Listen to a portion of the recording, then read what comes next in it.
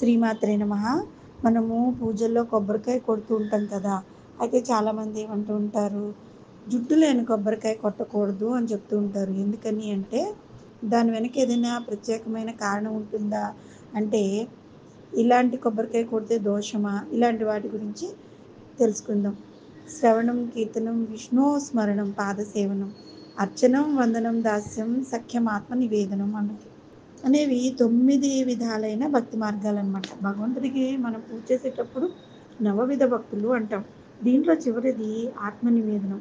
మన ఆత్మని భగవంతుడికి నివేదించడం అనమాట. అంటే భక్తుడు తనను తాను సమర్పించుకోవడం. పూజ చేసిన తర్వాత కొబ్బరికాయను మన ఆత్మస్వరూపంగా భావించి దైవానికి నైవేద్యంగా సమర్పించాలి. కొబ్బరికాయ మానవ శరీరానికి ప్రతీక. కాయ పైన ఉండే పొర చర్మం అనమాట. పీచేమో మాంసం. దృఢంగా ఉండే చిన్న అంటే గట్టిగా ఉండే దృఢంగా ఉండే చిప్ప ఎముకలు. అందులో ఉండే కొబ్బరి మనిషిలోని ధాతువు అనమాట. కాయలో నీళ్ళేమో ప్రాణాధారం. పైన ఉండే 3 కన్నులుంటాయి కదా! అవి ఇడ, పింగళ, సుషుమ్నా నాడులు. జుట్టు అఖండమైన జ్ఞానానికి, అహంకారానికి ప్రతీకగా చెప్తూ ఉంటారు. అందుకే మన శరీరాన్ని ఆత్మతో నివేదించుకుంటున్న భక్తి భావంతో కొబ్బరికాయను కొట్టి భగవంతునికి సమర్పించుకోవాలనమాట.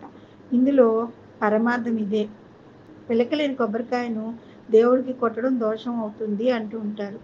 త్రిపురాసుర సంహారానికి వెళ్లే ముందు పరమశివుడు గణపతిని పూజించి అతని కోరిక మేరకు తన తపస్సుకు ప్రతిరూపంగా 3 కండ్లు జుట్టుతో తన శరీరంలో ఉన్న కొబ్బరికాయను సృష్టించి నివేదనగా వినాయకుడికి సమర్పించాడని పురాణ గాథల్లో కూడా ఉంది.